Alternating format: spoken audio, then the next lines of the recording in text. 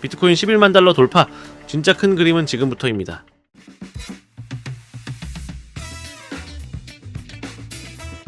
자, 안녕하세요. 판다 트레이딩입니다. 비트코인이 11만 달러를 돌파하여 반등에 성공한 모습을 보여주고 있습니다.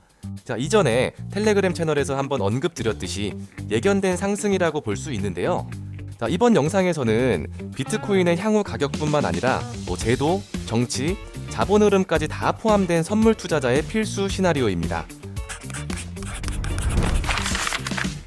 비트코인은 최근 74,000달러에서 단숨에 11만 달러까지 반등에 성공했습니다. 자, 과연 어떠한 이유 때문에 급등할 수 있었던 걸까요?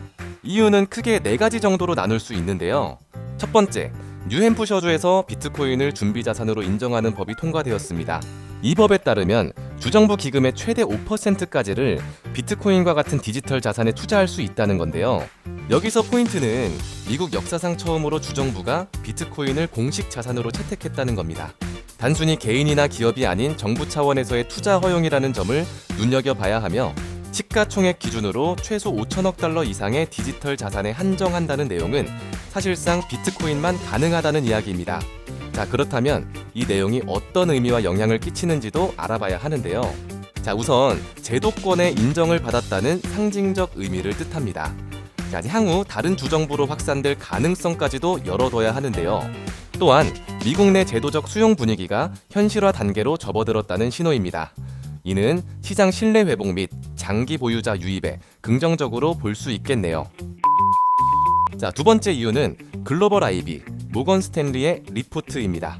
이 리포트는 비트코인을 미국 연방정부의 준비자산으로 활용할 수 있다 라는 충격적인 전망을 내놓았는데요. 그 근거는 분명합니다. 전통적으로 달러를 뒷받침해온 금과 마찬가지로 비트코인도 희소하고 변하지 않는 성질을 갖고 있기 때문이죠. 특히 리포트에 따르면 미국이 준비자산으로 삼기 위해선 전체 공급량의 약 17%를 보유해야 한다고 분석했습니다. 이건 단순한 상상력이 아니라 제도권 금융이 드디어 비트코인을 금의 대체 자산으로 받아들이기 시작했다는 신호입니다. 세 번째 이유는 바로 중국인데요.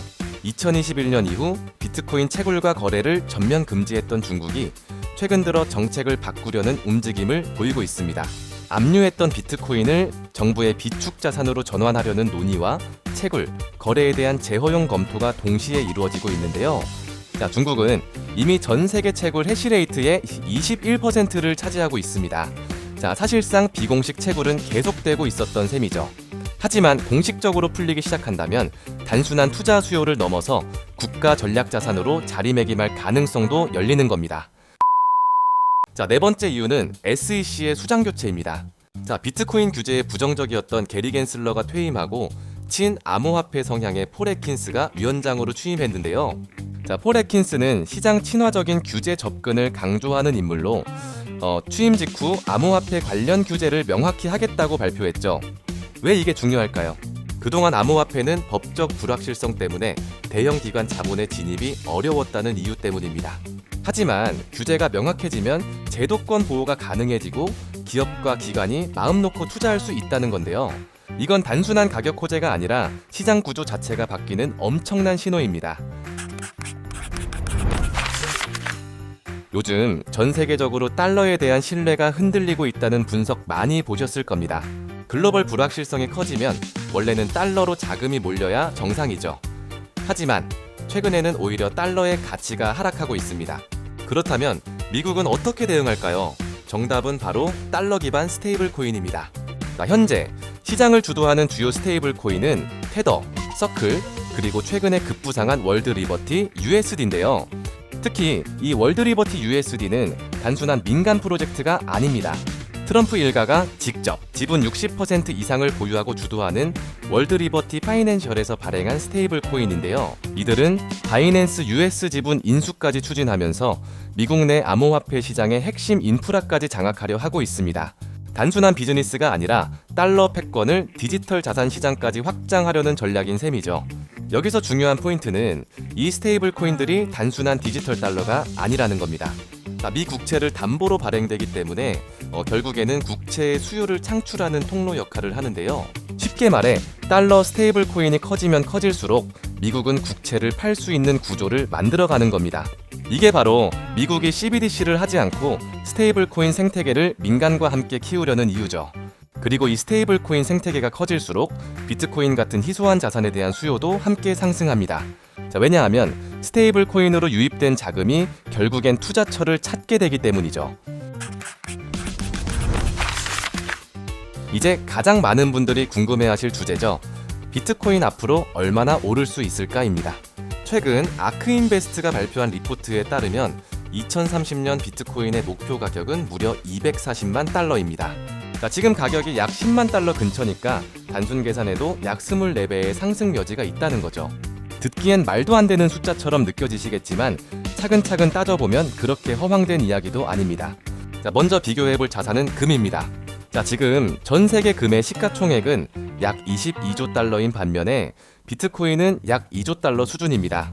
무려 10배의 차이가 나는 건데요. 그런데 만약 비트코인이 금보다 더 나은 자산이라면 어떨까요? 공급량이 정해져 있고 위조 불가하며 국경 없이 이동 가능하고 디지털 기반의 높은 활용도까지 금의 약점을 모두 보완한 업그레이드 버전이라는 해석이 가능합니다. 즉 비트코인이 전 세계 가치 저장 수단으로 금의 역할을 대체하게 된다면 시가총액 20조 달러 이상도 이론상 가능한 수치라는 겁니다. 자, 게다가 또 하나의 핵심 동력이 있는데요. 바로 스테이블 코인 시장의 폭발적인 성장입니다. 블랙록, 페이팔, 트럼프 진영 등 글로벌 금융과 정치 세력이 뛰어들면서 스테이블 코인 시장은 앞으로 5년 안으로 10배 이상 커질 것으로 예측됩니다. 따라서 2030년까지 10배, 심지어 20배까지도 단순한 희망이 아닌 기반 있는 시나리오라는 거죠. 자, 오늘은 이렇게 비트코인의 이슈부터 향후 가격 예상까지 다뤄보았는데요. 자, 텔레그램 채널에서는 이런 관점들을 매일같이 무료로 공유해드리고 있습니다. 아래 고정 댓글 확인하시면 무료로 참여 가능하니까 꼭 확인하시고, 자, 오늘 영상이 도움되셨다면 좋아요, 구독 부탁드립니다. 그럼 다음 시간에 더 유익한 영상으로 만나요.